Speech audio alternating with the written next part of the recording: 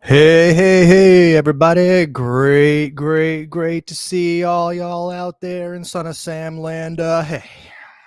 We got a great one for you today. Yes, I am super excited to do this one. Actually, it's kind of one that I've already done a few times, but apparently the morons have not yet gotten the point and gotten the message. And what are we talking about today? Well, today we're deep diving. We're focusing in on the Breslin letter, which Disco Dave wrote alone, all by himself. We're going to show how he had no help today, how it's in his handwriting, and all that kind of stuff. I mean, I could actually end the stream right now because I mean, this is just so stupid already, guys. I mean, come on. I mean, we're just dealing with these idiots. But it is fun every now and then to spank morons. So we're having at it today. So listen, today's actually going to be quite a dense show. We have a lot of information to get to today. We have a lot of stuff to show you. Some of the stuff you've already seen, and some of the stuff I have found anew with more proof and more bolstering of the argument that Disco Dave wrote the Breslin letter alone. So listen, we got so much to get to. I don't have any guests today. This is a solo show. I don't really have much of an intro, I'll be honest. So we're just going to get right to it. Sorry, morons. Disco Dave wrote it.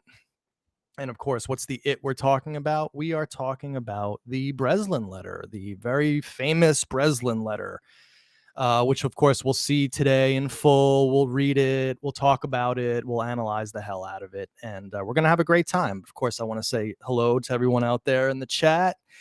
We got Dave Moth, we got Nikos Moss, we got the Queen Almighty herself, Ruby, we got my man Catalano, we got Moet, we got we got everybody in here. The gang's all here. And of course, I'm absolutely positive that my haters are watching this too. I should have actually unblocked them so they could put up their stupid comments in the chat. That actually would have been fun. But you know, I didn't really think to do that, and I was going to have to reblock them anyway. Not because I can't handle criticism, because I can handle criticism. In fact, I like criticism. What I don't like are assholes who come in and piss on my living room, which is what these idiots are doing. So we are going to hey, here's a new person, a new troll right here. So Ruby, do your thing. Putting up racist stuff in the chat. I don't know why that person's doing it. Probably one of the morons. And of course that's the mentality at which they operate. And we're going to deal with some specific ones today. It's going to be great. All right, so we have a lot to do. Let's just get right to it. So let's just get rid of Michelle, please. This person's not going to provide anything of any value to us. So I'm just going to trust that my great mods are going to do that.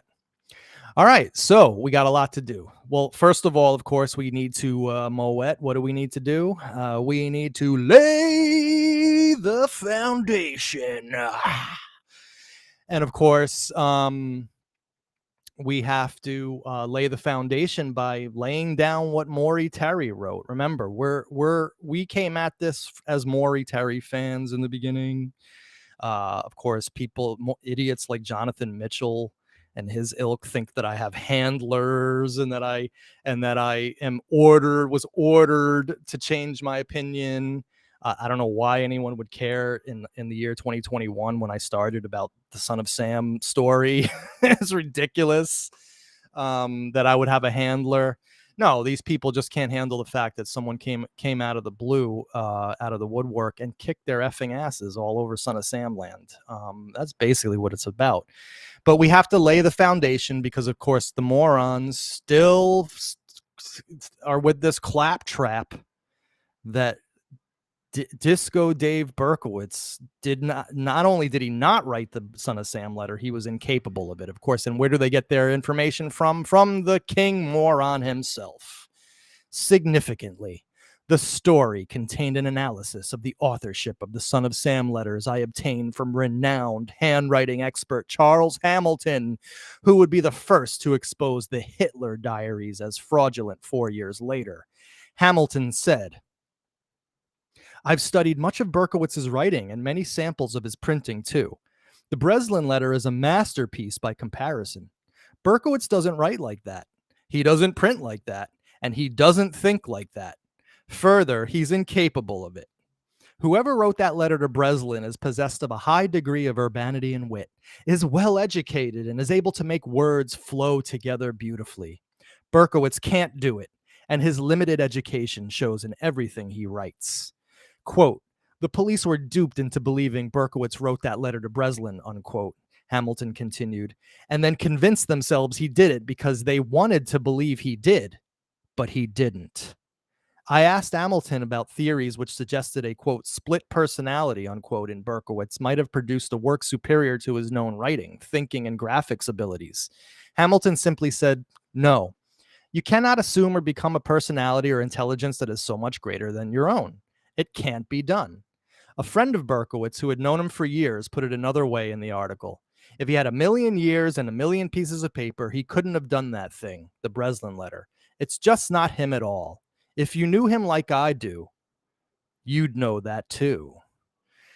All right. Well, that's pretty convincing, right? I mean, when we all read that out of The Ultimate Evil, well, we were convinced. Berkowitz didn't write the letter. There's no way he had the thinking ability, the graphics ability. Even Dave Moth says it right here, who's another reformed Terry head. I remember reading this, and it definitely convinced me at the time. Absolutely. Myself included, and I probably speak for all former morons, that we agree with you, Dave. Absolutely. In fact, some idiots still believe this to this day. Let's take a look at some let's take a look at some screenshots from Morons. Hold on one second. So here we have, of course, from Son of Sam 2.0, where I have all my spies in there sending me screenshots like crazy of these idiots because it's entertaining for me. There's just a treasure trove of moronitude in here. Sarah Barry I can't even pronounce that. I'm not even going to bother.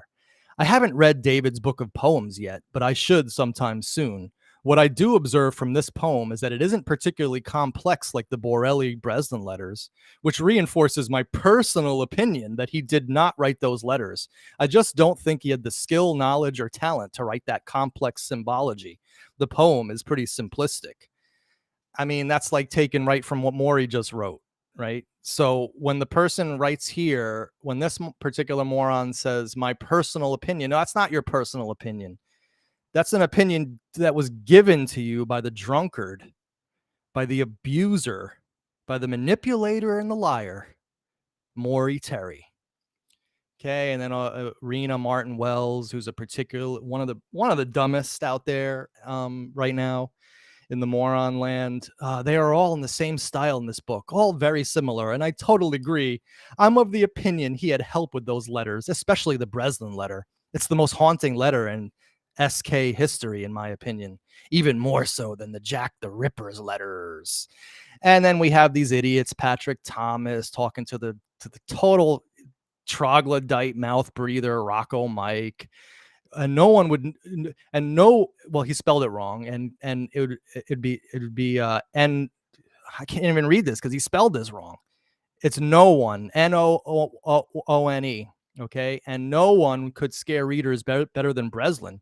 He was constantly called out for it. If I was putting together an operation in NYC, Breslin would be the top of the list of players. He controlled the story.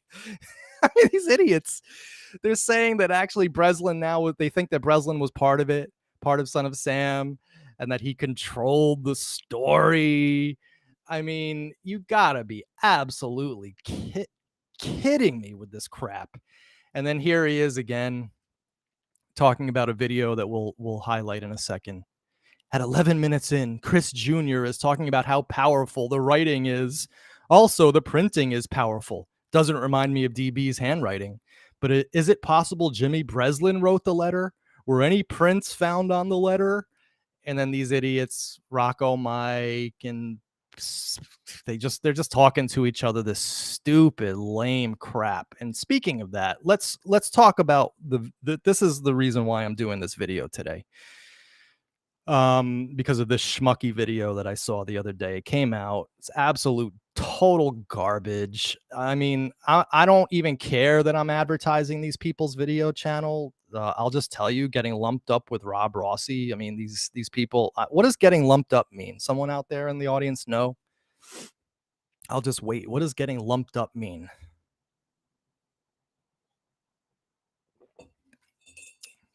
So I'll keep my eye on the chat. Dave Moth loves the pile of dirty clothes in the background. I mean, I shouldn't really talk. I mean, I'm not the I'm not really the neatest person, but no, these people see fit to start Son of Sam Facebook groups called Mandy Grossman is an asshole, and they spend their lives making gay memes about me. So I'm not worried about sending a few viewers to their channel. I mean, it'll be the first real views they ever gotten. I mean, it's hilarious. One time they put out a video and I saw the view count go up from like 11, which is their normal view count, to like 1,000. Then it went back to 100. Then it went to 2,000. Then it went back to 1,500. Then it went up to 3,900. Then it went to 3,100. These guys are buying their views. They're purchasing their views. I did a video with them really early on, and I was shocked. In one day, it got 13,000 views, which was totally fake because my videos at the time weren't even getting that. So it's hilarious watching these guys flail. But they actually are the stupidest people in the Son of Sam game right now. And so they had on this idiot come on talking about gematria and the letters and the hidden meaning in the letters. Dave Moss says they also paid for comments. Yeah, I did actually notice that as well, because they have like 75 comments on one of their videos that have like nothing to do with the video. It's great. But so I suggest you watch this, because this is the perfect example of the absolute idiocy out there. And this I found today. I screenshotted it today. It's the description of the video, and we have to read this because these people say that I'm the worst Son of Sam researcher, and that I'm terrible at what I do, and that I haven't proven anything. So let's read this description and tell me, and let's talk about it, because I'm finding some seriously stupid things in this. So David Berkowitz, also known as the Son of Sam killer, wrote several letters to Daily News reporter Jimmy Breslin during his infamous murder spree in the summer of 1977. One of these letters, known as the Son of Sam letter, one of these letters known as the Son of Sam letter? No, it's known as the Breslin letter, you schmucks. Contains a series of bizarre confessions, rambling thoughts, and cryptic messages. Here's a breakdown of some of the key elements of this letter. So opening, the letter begins with the salutation, "Hello from the gutters of NYC," and includes various nonsense phrases like 666, "Woe is us," and "blood and family." This sets the tone for the erratic and unsettling content that follows. 666, "Woe is us," is not even in the Breslin letter. These don't exist. "Blood and family" is in there, and we'll talk about that. That came directly from Berkowitz. Confession. Berkowitz confesses to several murders and attempted murders, but claims he is not acting alone. He refers to himself as a member of the prototypical huddled masses and implies that he is part of a greater movement. What? Where in the Breslin letter does that actually exist in the real world? Number 3, justification. Berkowitz states that he is on a mission from a group and that he refers to as the Wicked King Wicker. So now a singular, Wicked King Wicker, is now a group in these people's minds to kill young bloods. He insists that his actions are not his own, but rather part of a larger plan. Sorry, guys, that doesn't exist anywhere in the Breslin letter whatsoever. Barrage of names. The letter includes a long list of names of people who Berkowitz claims are also part of the group he is working with. He refers to these individuals as commanders and your brothers in the kingdom. Well, first of all, there's not a long list of names in the Breslin letter. There's actually only one name in the Breslin letter. And the terms commanders and your brothers in the kingdom are nowhere to be found in the Breslin letter. And then threats. The letter concludes with threats against Jimmy Breslin and his family. Berkowitz writes, and now to death, specifically yours. I am the monster, Beelzebub, the chubby behemoth. First of all, that's in the I'm the monster, the chubby behemoth is in the Borelli letter. And this now to death, specifically yours, is nowhere in either of the two letters. So these guys better go back to the drawing board, okay? Maybe stop making, maybe like lay off the gay tinged memes about me, about how you want my ass and how you want to lick my ass. I mean, it's ridiculous. What these guys do. It's actually hilarious. We have a blast laughing at them. But they're sending threats to my friends, like, you don't have this guy on your show. They sent one stupid email to Crime Spot before our interview. So these guys are like little pimples on my ass. They're annoying every now and then, and so it's fun to swat these guys down. So what I would suggest is you go watch this video, okay? I'm not worried about losing viewers, and if I lose you to these guys, well, I'm glad I lost you. All right. So let's carry on, because we actually have some real work to do here. So of course the Breslin letter was written, was printed. It was fully printed in that stupid video by these lumped up morons, troglodytes, mouth breathers, absolute lowest scum on the actual face of the earth. Total fools, morons, Morons, and morons, Maurons, ugly, untalented. I mean, absolute dreck, bottom of the barrel crap. So, Breslin letter.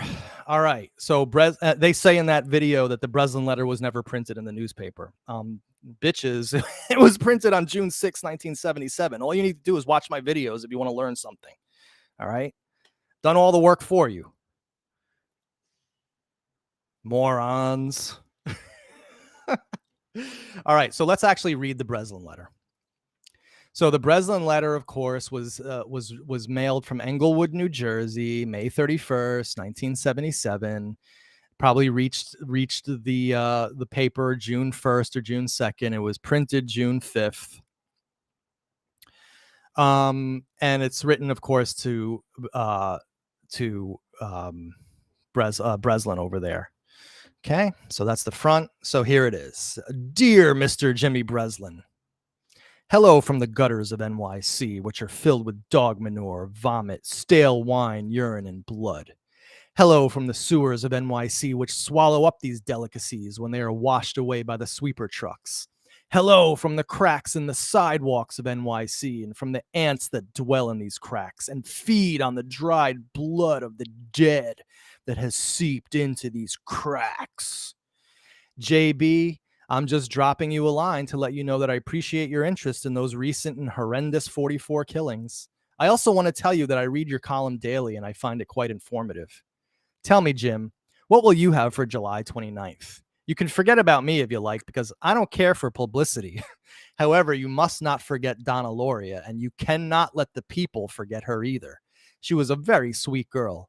But Sam's a thirsty lad, and he won't let me stop killing until he gets his fill of blood. Mr. Breslin, sir, don't think that because you haven't heard from for a while that I went to sleep.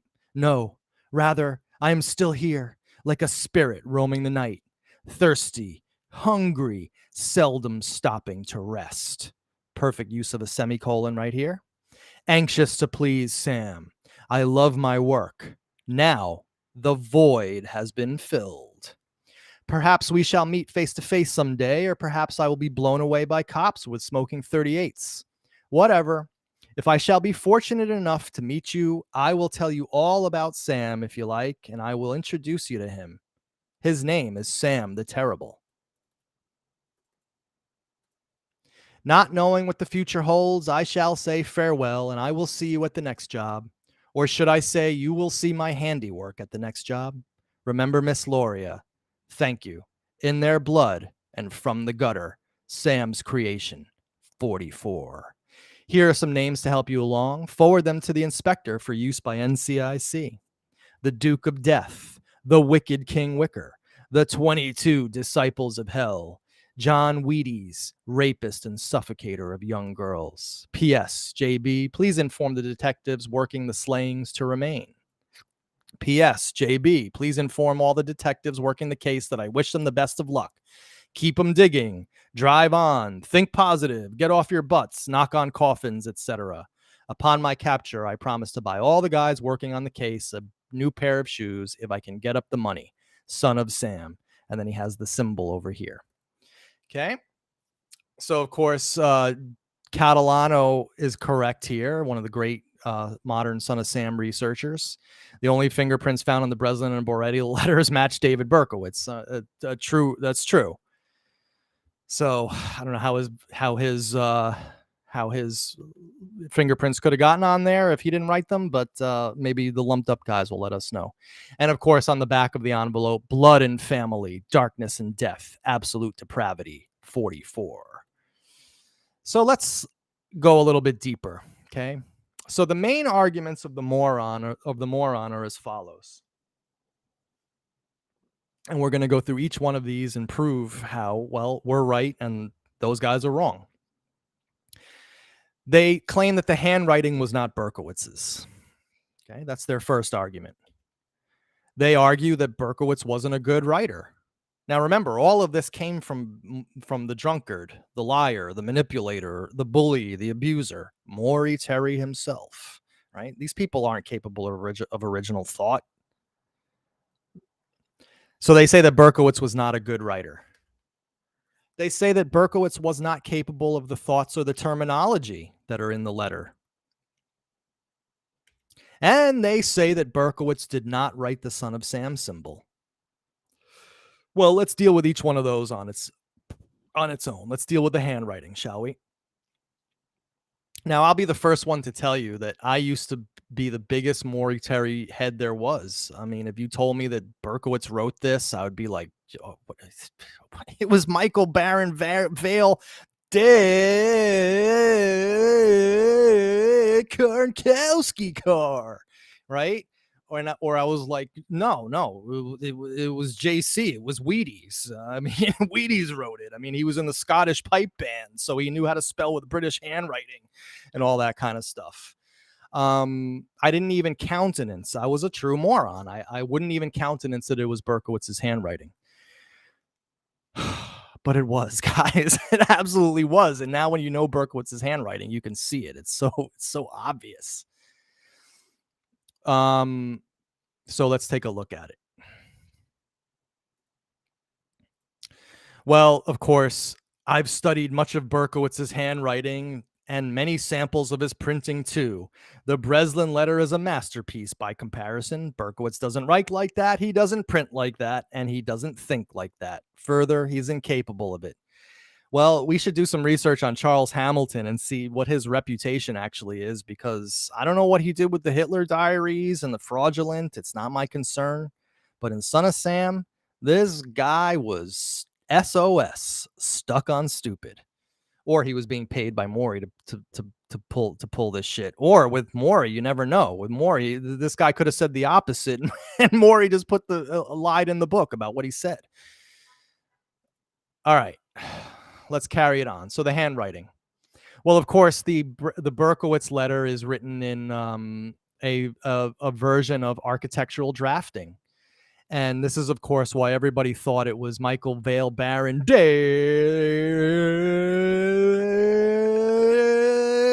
Charnkowski car, because apparently he was a graphic designer. And if you're a graphic designer, that means you automatically know how to do architectural drafting and so on and so forth. And so here's of course architectural drafting right here. And let's not forget, of course, that Maury Terry, he had several stories. He had that there was a committee writing this, and then he said that Billy the artist handed John Carr a architectural drafting alphabet, and then they stole it. I mean, guys, We got to get more intelligent. All right, but let's look at where Berkowitz learned. Let's look at some of the handwriting on this. All right, so here's Sam's creation 44, right? That's from the Breslin letter. Here's blood and family, darkness and death, absolute depravity 44. I want you to notice one thing. In all of these 44s, the first 44 is either bigger or thicker, wider. Sorry, let's let this fire truck go by. So notice how all the fours, the first four is either going to be taller or wider than the second four. It's true here. It's true here. Now let's look at some of the 44s in Berkowitz's apartment writings. Oh man, that looks almost like that's like exactly like that, right? And look, it's the one on the left is thicker. All right, that's just one example. Here's another. These are all not from the Borelli letter. Okay, the Breslin letter. The Breslin letter is this one right here. Okay, these are from his apartment writings. These are from all the letters that are in the Queen's DA that you can find yourself because I taught you how to do it already in a previous video. Notice how all the 44s are written exactly the same. The first one is larger, thicker, wider than the second one. They all are the same orientation with the fours drawn exactly the same way. They all have the period near the point of the 44. Okay. So, all right, maybe that didn't convince you. All right. But then we have all of Berkowitz's auxiliary roll calls. Now, we don't know that he wrote all of these, but, Maury Terry said he was incapable of writing this way. Well, I don't know. It seems to me that he would have, by 1970, where this roll call was 1970, and this roll call was 1970, he was pretty familiar with this style of writing, right? Now, the fours are very different. We don't know that Berkowitz actually wrote this. That's not the point that I'm trying to make. The point that I'm trying to make is that he learned this handwriting in the auxiliaries. He was just doing police handwriting. And again, here are like pseudo versions of it where it's kind of like that, but not quite. This is definitely in his handwriting. He wrote this whole entire thing. And we can see that Berkowitz also, put in capital letters mixed in with lowercase. Snedeker right here. The T's are kind of similar, right? But again, we don't know who actually wrote these. But the point is that Berkowitz was seeing by 1970 roll calls that he was signing that had that block letter writing on it. Okay, look at that. And if you actually compare, look at the two T's here, right? And look at the two T's here. Okay, if you actually look at them, they're almost exactly the same. They certainly go from top right to lower left. Top right to lower left. Okay, all of the T's do that. And all the T's do that here. Okay, so Gutters and Comparetto. Now I know what people are going to say. John Comparetto wrote the Breslin letter. All right, if you want to believe that, that's fine with me. He didn't. It was David Berkowitz, but anyway. All right, so it was clearly his handwriting. And listen, I could spend a gazillion years just on the handwriting. Okay, because if you actually study Berkowitz, like I've studied Berkowitz, and you become so familiar with his handwriting that you dream of it, well, you start to see the similarities in the Borelli and Breslin letter to his handwriting. I don't know if Angel Phil is trying to pull my leg here, going from not convinced to convinced. But in either case, Angel, I hope you're having a good time. All right, so Berkowitz wasn't a good writer. So this is another major argument of the Moron. And of course, And of course, again, this is another thought put in their head by the drunkard, Maury Terry, right? And why would these morons think that Berkowitz wasn't a good writer? Well, because Maury wrote in his book, whoever wrote that letter to Breslin is possessed of a high degree of urbanity and wit, is well educated, and is able to make words flow together beautifully. Berkowitz can't do it, and his limited education shows in everything he writes. Oh, really? Well, go to the Queen's DA files, guys, and check out all 1,000 plus letters that Berkowitz wrote to Abrahamson, and tell me that he wasn't a good writer, reader. It says here, as for my life in prison, I guess I am living as comfortably as one can in prison. I am also content now. My favorite pastime is reading. So I built several sturdy shelves in my cell, which hold my abundant collection of books in an orderly manner. This collection consists of books on psychology and criminal psychology, crime and religion, as well as other interesting subjects. I despise fiction, and I never waste my time reading it. Right? The recent book that I added to my collection, The Co-Ed Killer, a story of Edward Kemper III, is like a second Bible to me. His crimes were sick and heinous, but so were mine. However, our personalities and our motivation for the crimes were very similar. So blah, blah, blah. You can read all this stuff here. He's a great writer. Okay? I'm sorry, but and DJ is correct. Seemed a rather good writer. So we're getting these bot accounts, guys. Let me just add to block. So we're getting these stupid things here. Anyway, so so Berkowitz was a fantastic writer. Okay, just so you guys are aware of this. And again, I suggest that I don't want to read every thousand all 1,000 pages of the Abrahamson file. Sorry, I'm just getting a little distracted by the chat. But I suggest you read them, because if you're going to come out of that a more educated Son of Sam researcher, and you're going to realize that he was an excellent writer. So here's another argument, that Berkowitz is incapable of the thoughts or terms. Okay. So, and again, the moron gets it, because I've studied much of Berkowitz's writing and many samples of his printing too. The Breslin letter is a masterpiece by comparison. Berkowitz doesn't write like that. He doesn't print like that. And he doesn't think like that. Further, he's incapable of it. So, John, we're going to get to this in a second. All right. So, Berkowitz is incapable of the thoughts. He's incapable of the terminology. He's incapable of thinking like that. He doesn't write like that. He and so on and so forth. And remember, I believe this too, and so did you. Okay. So first, we need to look at the Suffolk County letter. This was a letter that was found in his car, that was written to the Suffolk County Police Department. And in many ways, it's actually very similar to the Breslin letter, and we're going to do some comparisons to it. But I want to read this to you, because this was being written at the same time as basically as the Breslin letter. And again, it shows a writer who's able to create thoughts and imagery that is absolutely riveting.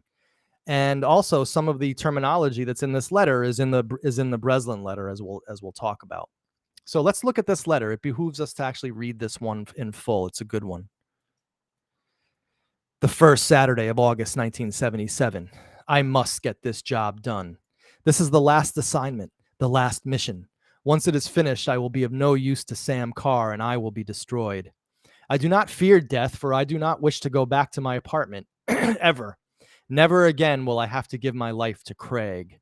However, I will do my best to come out of this alive, because as one columnist said, someone must pay for these horrendous crimes. From the Bronx to Watermill, New York, no soul shall be safe. I mean, no soul shall be safe. I mean, the flowing of the words is great. I would also like to meet with the task force personally. Not that I have anything to say to them, but it's only fair that we meet face to face. I wonder if they will take me on a brief tour of their war room. That sounds exactly like the last paragraph of the Breslin letter. We're talking about how he wants to talk to the cops, and maybe they'll take him, maybe they'll do this, maybe meet them face to face, and so on and so forth. Perhaps the hidden secrets of the car house will never be known. These hideous blood monsters who lurk on the woodwork and under the rotting floorboards, yes, they will still live on. At this time, Craig is awaiting and anxiously by his TV, ready to take command. Bullets crackle in a quiet town. The sounds of running feet and screams of anguish fill the air. Huge streams of blood travel down curvious buttocks, bosoms bouncing, bullets flying into the night, coldly seeking flesh and bone. Yes, it's terror in the night. Sergeant Craig is terror. Who has wrought the wrath to this town? Where is the great Lord Bloomingdale's their savior? Why has God forsaken this place? For truly there has never been peace in the Hamptons. Inner peace, I mean. They aren't a sensual people, but they are filled with rage and jealousy. So let New Yorkers everywhere gather together. Gather to battle the unseen forces that roam their neighborhoods. Oh, roam like a spirit roaming the night, seldom stopping to rest. Roam their neighborhoods at night and seek to imprison their children in coffins. Let them hunt down the son of Sam and the mysterious mysteries thereof. I mean, you're telling me this guy isn't a great writer? I mean, this is brilliant writing. Truly, nobody knows what time it is, for the end of Sam is drawing nigh. Yet the police continue to hunt and trap. The inspector continues to work feverishly, trying to unravel the mystery. But would he dare to believe that by sunrise of the next morning, he will be holding that 44? Look at the 44. The curtain always closes quickly when the stars walk off or die. In the aftermath of the Hamptons Chamber of Commerce, we'll have to count their dead and file a report.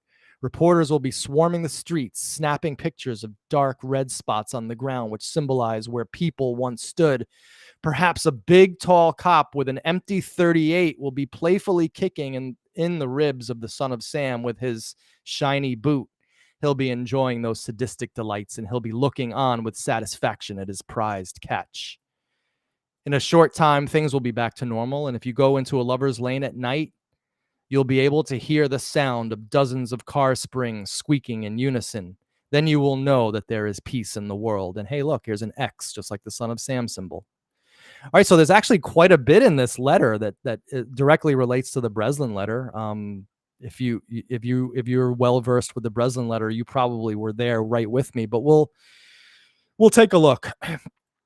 So of course, here we go, right? Perhaps. So this is from the letter we just read, right? Perhaps a big tall cop with an empty 38 will be playfully kicking in the ribs of the son of Sam in a shining boot. Oh, look at what's in the Breslin letter. Perhaps, the same word. We shall meet face to face someday, or perhaps I will be blown away by cops with smoking 38s. So here we have perhaps with 38. Here we have perhaps and 38s. And it's the same exact imagery. It's a cop blowing him away, or a cop abusing him, or beating him up or something. You see what I'm saying, guys? He's not capable of the terminology or thoughts. We just saw this across two letters, one of which wasn't printed in the newspaper. I mean, the Suffolk County letter was never printed. Oh, but that's right. I forgot. He had help. John Carr was in the room with him, writing honor with the British spelling because he was in a bagpipe class as a teenager and liked Scottish stuff. Give me a break, guys. Are you kidding me? This help that Berkowitz had, is it in the room with us now? All right, let's carry on. We got still quite a bit to do. All right, so here, of course, is what John was talking about earlier. Just more comparisons, right? So hello from the gutters of NYC, which are filled with dog manure, vomit, stale wine, urine, and blood. Oh, whoops, sorry. Didn't get that on the screen. Okay, hello from the gutters of NYC, which are filled with dog manure, vomit, stale wine, urine, and blood. Oh, look, I am foul, vile, and wicked. Every murder in Westchester County is under the name of all the manure in the streets, all the vomitus in the alleyways, and all the urine under the stench steps. So not only is it the same three items, manure, vomit, and urine, it's in the same order: manure, vomit, urine. Okay. So this guy loved talking about vomit. Here's more stuff about vomit. The beast, dressed like a ragamuffin, spattered with blood, his hair caked with vomit. Okay, blood and vomit. There's more blood and vomit. I, Sam Carr, am lower than the shit that comes out of my dog's asshole. I, Sam Carr, am a vile wretch, and my body smells like the vomitus from a pack of rats. So here again, we have shit, right? Manure and vomit put together. Oh, in the Breslin letter, we have shit and manure and vomit put together in the same order. But yeah, that's right. John Carr wrote this. So of course, here we have the names at the end. Here are some names to help you along. Forward them to the expector: the Duke of Death, the Wicked King Wicker, the 22 Disciples of Hell, and John Wheaties, rapist and suffocator of young girls. Now, first of all, we know that Duke was the name of a German Shepherd that lived at 22 Wicker Street. We did all that work in 2021 to prove that to you. We spoke to the owners of Wicker Street. Back when Neo was working with us, we gave him full praise for that. He got us into the Netto house. It was amazing. This guy says that I never credited him for anything, and he's gone off the deep end. Coming up with the craziest stuff about me. It's sad because he was once a hero and once one of the superstars in Son of Sam, and now he's relegated to talking to those idiots that we showed you their screenshots before. That's what he's doing now. Because he chose to stab me in the back. All right. So where was I? Oh yeah, Duke was the German Shepherd, right? That was the name of a German Shepherd. King was also the name of a German Shepherd. It belonged to the Netto family. And remember that Berkowitz shot the Netto German Shepherd Rocket. Rocket was replaced by King. I am damn sure that Berkowitz knew the name of that dog. Okay. The 22 Disciples of Hell and John Wheaties. So let's look over here. Okay. Now, first of all, Wicker Street is all over his letters. Okay. Here we even have Wicked Wicker Dog. Okay. Wicked King Wicker. He's talking about a dog here. Wicked King Wicker is Wicked Wicker Dog. It's the same freaking dog, guys. Okay. And of course, this goes out to Moet. He loves using the word people. This guy loves to use people. Why do you bring so much destruction into the world? To hell with the people of the world. The people of the world shall bow down to me, and the people. You cannot let the people forget her either. Okay. Now, Thirsty Lad, by the way, I forgot to put this in this video. It's one of the, actually, I can't believe I forgot to put this in, but in his apartment letters, he uses the term Thirsty Lad as well. Now, remember, his apartment letters were written in the months before he wrote the Son of Sam letters. So he was actually practicing getting himself ready with this terminology over months, refining it. And the Breslin letter and the Borelli letters were the culmination of what he was already writing. These letters here that we see here, this crap here, this was all practice, if you will, for the main event, which was this right here, the letters that he sent to the public. Okay. And he refined it as he went along. Wicked Wicker Dog now became Wicked King Wicker. Okay. So Kay says, strange he learned that he took the time to learn the name of the dog. Berkowitz was incredibly obsessed with the people in his neighborhood. And of course, he probably found them all through phone books, through maybe even going through their mail. Maybe he walked by and heard people say, "Hey, King, hey, Duke," and so on and so forth. It's very plausible. And we know for a fact that he was the one who was shooting the Netto dog, sending fire bombs, angry letters. He was even calling them too.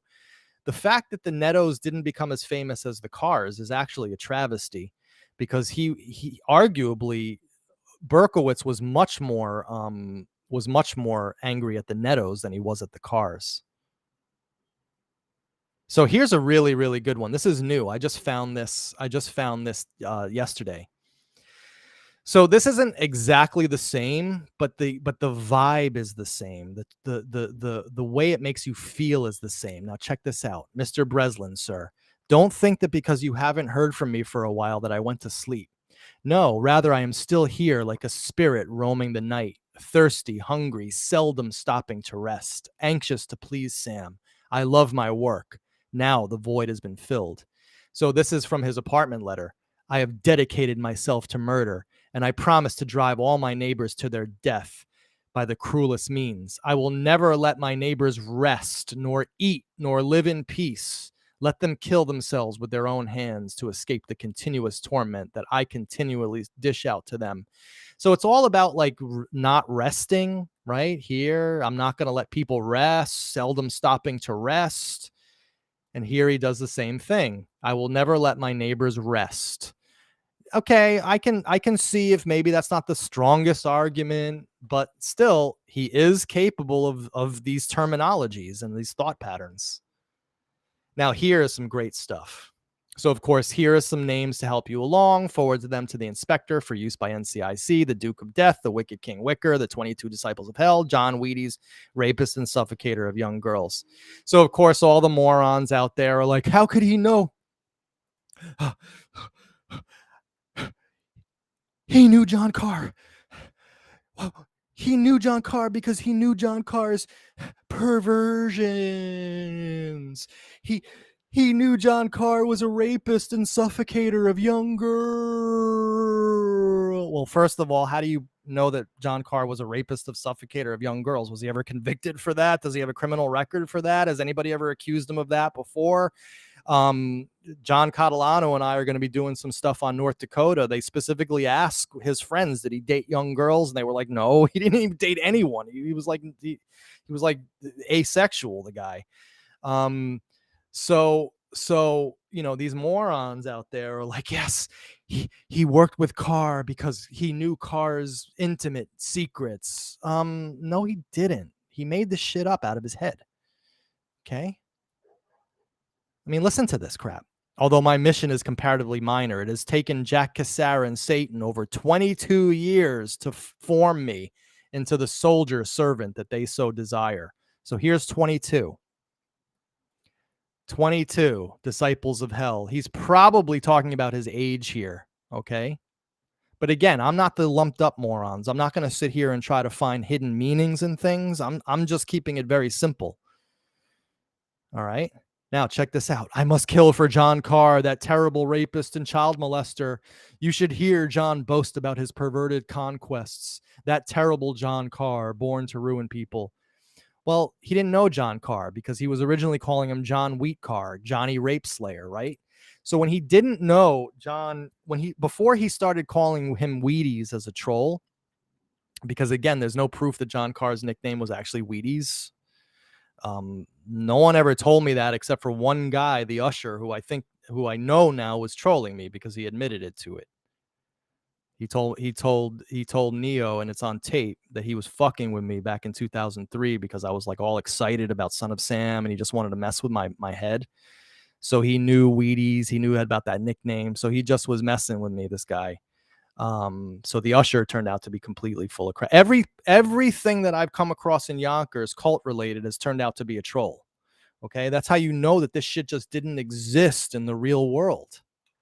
Okay, but here he is talking about your 22s.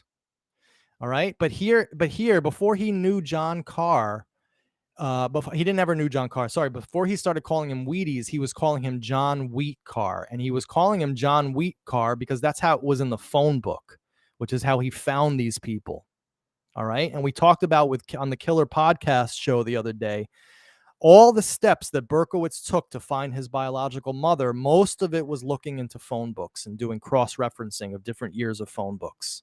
So Berkowitz was absolutely a bona fide expert in looking up people's names in phone books and finding out who people were.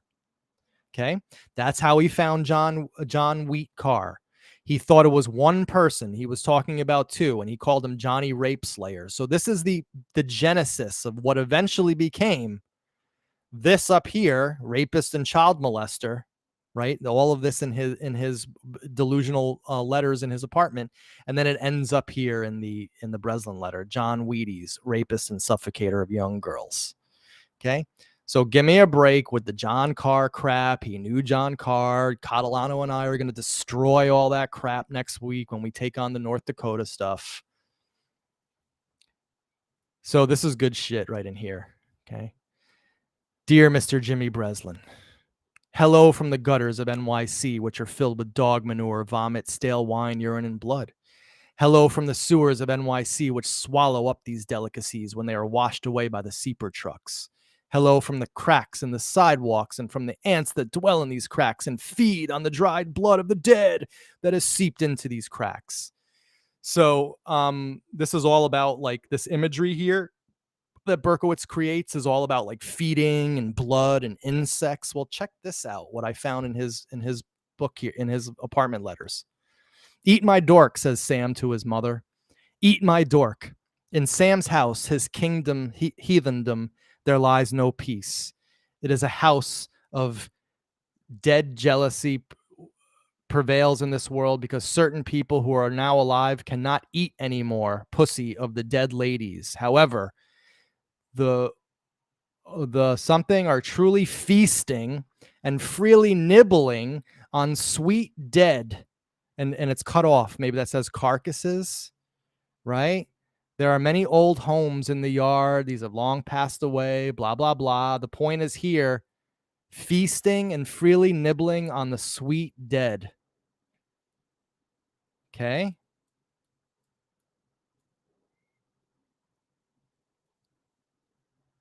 Feeding, that dwell and feed, swallow up delicacies, right? Feed on dried blood of the dead, right? Feed on the dead.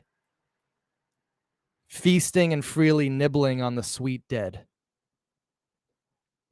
And Pierce Bones, yes, I said dork. I find it hilarious. So, I mean, give me a break, guys. He's perfectly capable of this terminology. He's talking here about sweet dead, freely nibbling on sweet dead. Here he is talking about swallowing up delicacies and the dead and all this stuff. I mean, come on. I'm not done. Blood and family, darkness and death, absolute depravity, 44. He's not capable.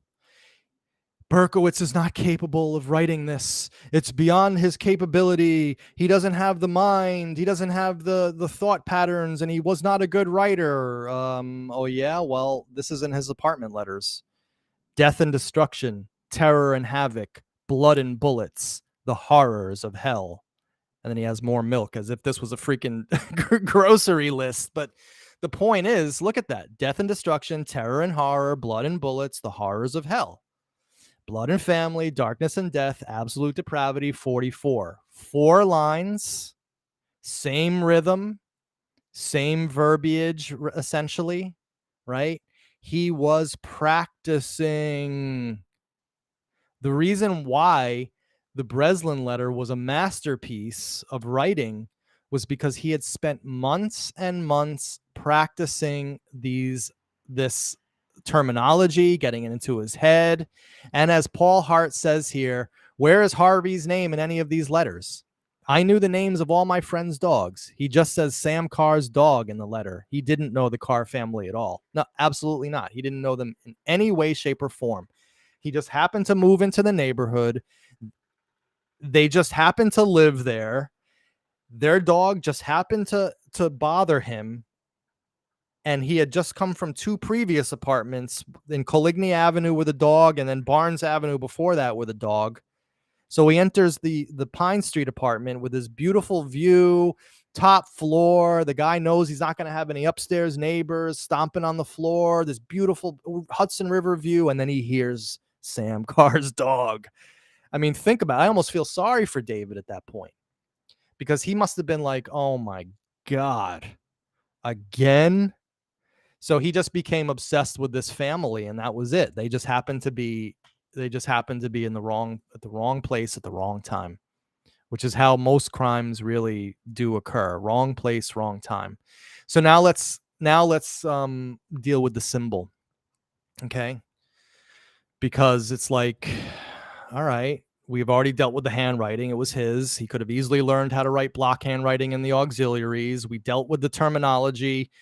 I didn't even hit all of and we still have to do the Borelli letter because there's a ton more of terminology from the Borelli letter than was in the Breslin letter. And guess what? The Borelli letter was never printed in the newspaper. So it's not like he could have read it and then wrote these letters afterwards. You see what I'm saying? But let's deal with the symbol. All right. So everybody's like, oh my God, this symbol. I mean, I had Craig Fitzgerald on, the freaking crank addict, on my show talking about for 2 hours about this symbol, like that stupid claptrap. I mean, people ate it up back then, and I did too, because back when we had Craig on, I was a Terry head. I thought there was a cult. Okay, and Craig became a big star on our show. He decided to go another way. See, it's funny. Everyone thinks that I alienate everyone. But the truth is, so many people get to a point with me where like they just end up just getting jealous and pissed off that I'm getting a little bit more attention, and it's like then they go crazy. I don't understand it at all. But yeah, he wasn't capable of this. This was beyond his capability. This was the person who knew about the occult and deep occult knowledge and stuff like that. Well, let's look a little bit more deeply, shall we? Well, first of all, this is where the drunkard, the liar, the manipulator, the bully, the abuser said that Berkowitz got it from the Goetic Circle of Black Evocations by Eliphas Levi and used in the Son of Sam ritual murder cult in 1977. I mean, give me a break. I mean, I see some of those symbols here. I see an X, I see crosses, but this is all, this is like common stuff in the occult, right? Not that I'm into that crap, because I'm not, but I just being around Son of Sam enough, you get a little bit of knowledge of this stuff. Well, this is what Berkowitz actually had to say. Perhaps the best book you could possibly read to understand my situation would be Occult Bondage and Deliverance by Kurt Koch, THD. This book is published by Kriegel Publications, P.O. Box 2607, Grand Rapids, Michigan, 49501. The cost is $175. So now, I went out and I bought this book. I have it right here, okay? Occult Bondage and Deliverance, right? Now, what I did was he gave a very specific publisher and thing. So I looked inside here in the publisher's page, and I reproduced it. I scanned it for you guys, and this is the copy he was talking about. Occult Bondage, 1970, Kriegel Publications, P.O. Box 2607, Grand Rapids, Michigan. Same thing as in his letter. Okay. So he actually writes to Abrahamson about how this book gave him a million ideas, right, for how he was going to justify his murder. But he was well versed with Occult Bondage and Deliverance, a book written in 1970. And look at the front cover. I see on this front cover 3 symbols that are on the Son of Sam symbol. Here's the arrow. Here's the arrow. Here's the male or female sign. I'm never sure which one because I'm not into this shit. Here it is here. Exactly. And here's whatever the hell this is with a cross. And then you have a cross over here. And if you're wondering where the X's came from, well, there's an X right there and the pentagram, right? There's a bunch of these X's here. So all he needed to do really was look at this front cover, maybe stoned on weed or something, and just get some ideas. He was smart enough to do it. So I'm putting out the hypothesis, because I can't say that this is a fact because we don't have Berkowitz here, and even if he was here, he'd probably lie to us like he lied to Maury Terry. I am putting out the hypothesis that Berkowitz basically got his idea for the Son of Sam symbol from this book, and and as DJ just said, he just copied some symbols, probably high on weed or whatever, right? And it's hilarious. John Catalano, the Maurons linked Dionysus to the Son of Sam letters. I mean, go watch that video by these lumped up losers. Seriously. And I know they were behind all those trolls in the chat tonight. I mean, there's these guys are so predictable. I specifically put out that I was going to talk about them earlier today because I knew that would get them in here and cause them to act stupid. It's God, they're dumb. And venal and just nasty too. I mean, no wonder Carl Denaro hangs out with them and Neo hangs out with them.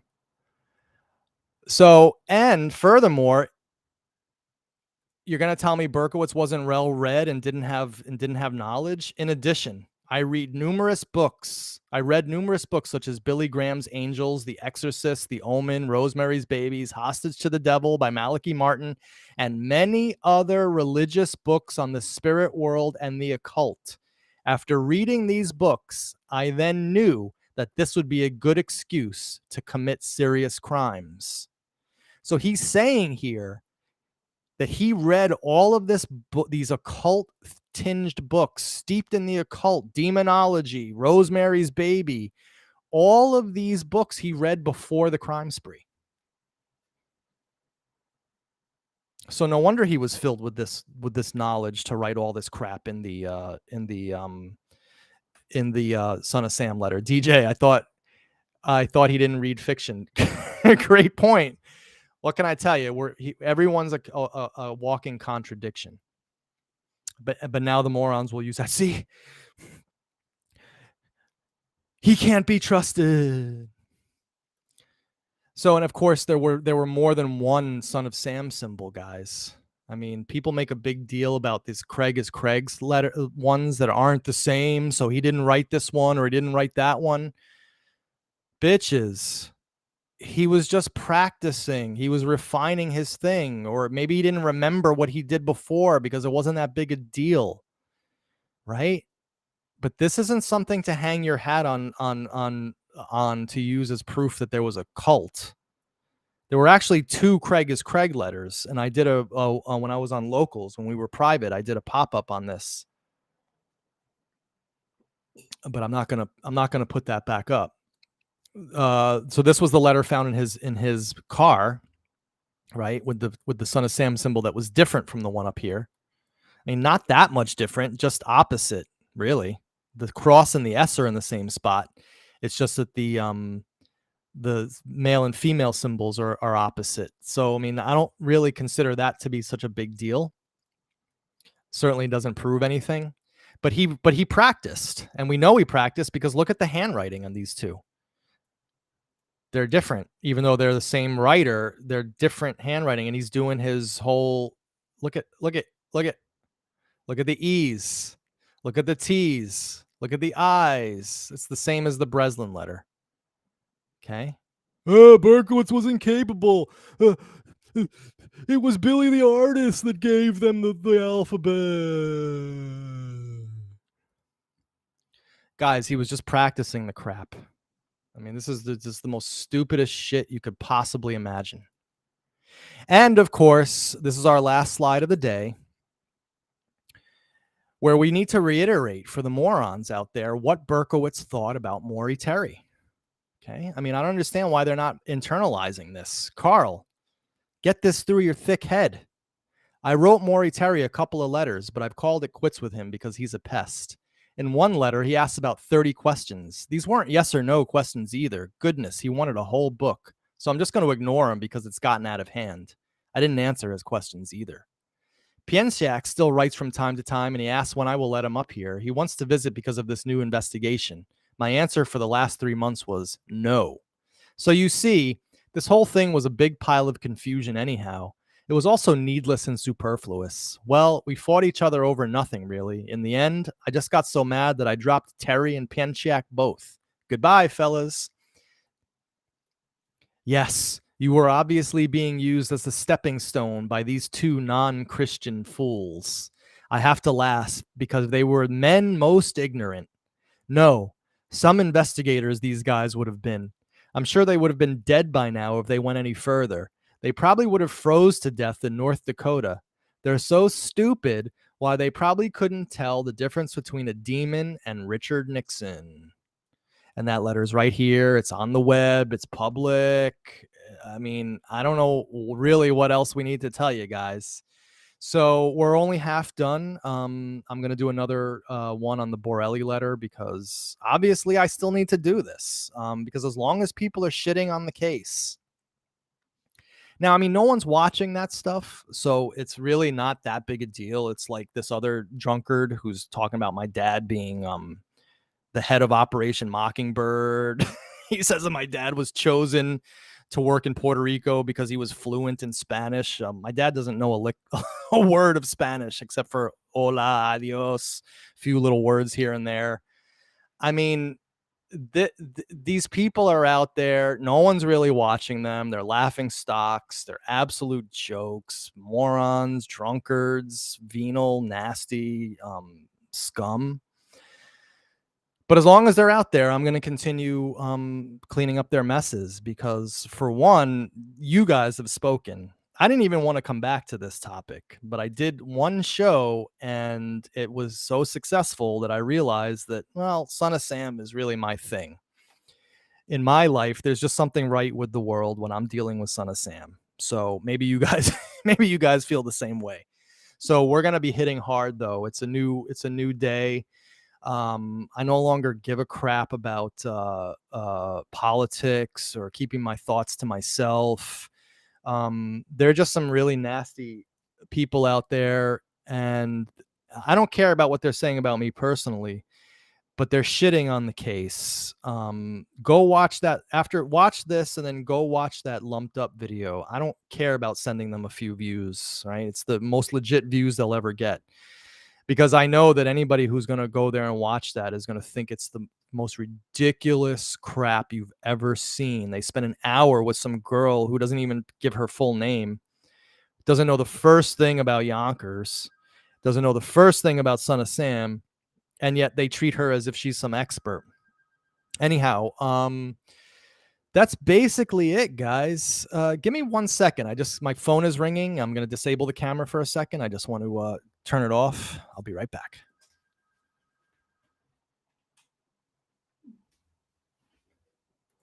I didn't want to give my outro while the phone was ringing. All right, so that's basically it. Let me go through the chat real quick and see if there was any questions I missed.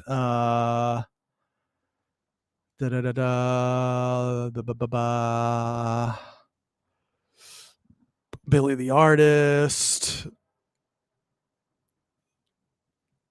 Anyway, all right. So nothing really that I missed in the chat. All right, guys, this was a great show.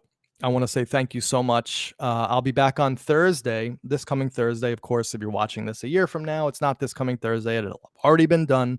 But since we are live, I just want to let you know I'm doing another episode of Manny Reflects. We're going to be talking about the very controversial and historic interview that I did with Detective Henry Chinati that became such a talking point in the Son of Sam world 2 years ago. I did that on Mother's Day in 2021. So and it's no longer on the web. I took it down and no one could ever see it again. So I am going to do a Manny Reflects episode on that where we'll watch it together and I'll react. I'll talk about the Henry Chinati story, and we will come to a final conclusion about Detective Chinati's legacy in the Son of Sam story. Spoiler alert, it ain't good. All right, guys. So I think that's basically it. And next week we have me and John Catalano are returning, and we're going to be starting our North Dakota series.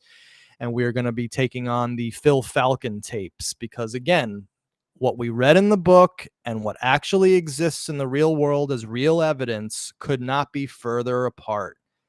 Maury Terry, you deserve to burn in hell for what you did. All right, guys, take care.